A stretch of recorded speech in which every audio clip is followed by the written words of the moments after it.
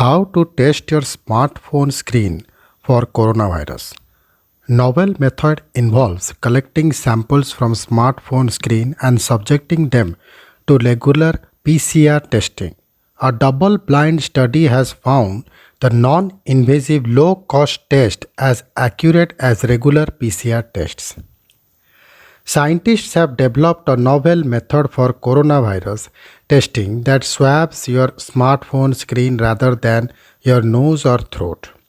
Compared to regular PCR testing, the phone screen test post method is non invasive, costless, and equally accurate. The scientists have reported in the journal eLife. Why smartphones? When people cough, sneeze, or talk, they expel droplets that settle on surfaces around them. If a person is infected with SARS CoV 2, these droplets will carry the virus. Previous studies have shown that SARS CoV 2 can be detected from various kinds of surfaces, including their phones. Smartphones are personal objects that are constantly exposed to people's mouths, their screens becoming a likely contaminated surface.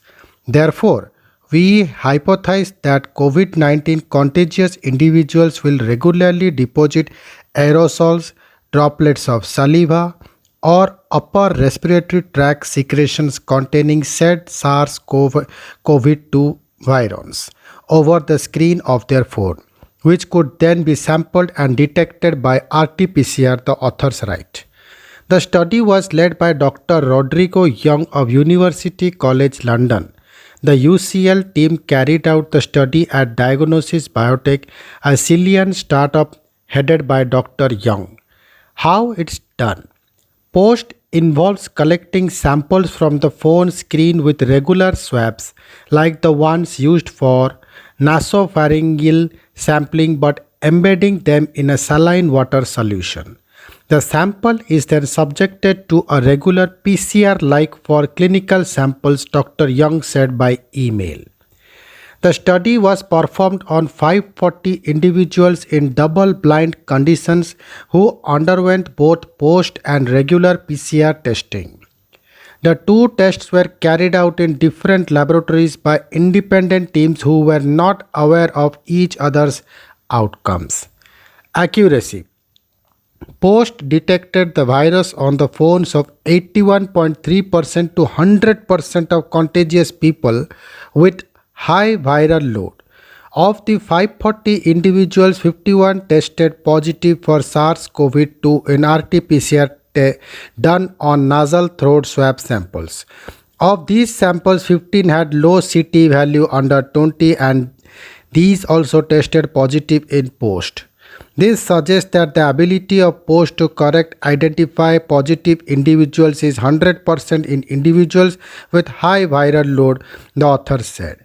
For 29 other samples with medium CT values, the sensitivity of post was 89.7%. The overall ability of post to correctly identify a negative case was found to be 98.8%.